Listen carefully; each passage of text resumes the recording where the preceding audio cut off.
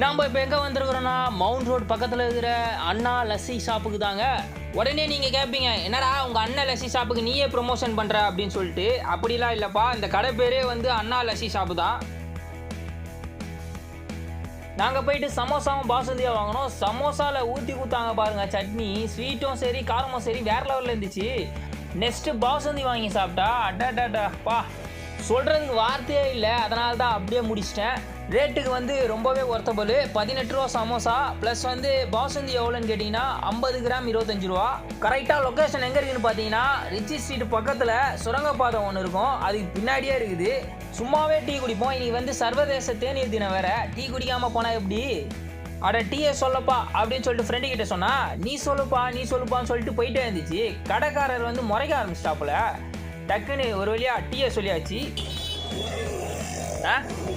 கடைசியாக டீயை குடிச்சிட்டு வீட்டுக்கு கிளம்பிட்டோம்.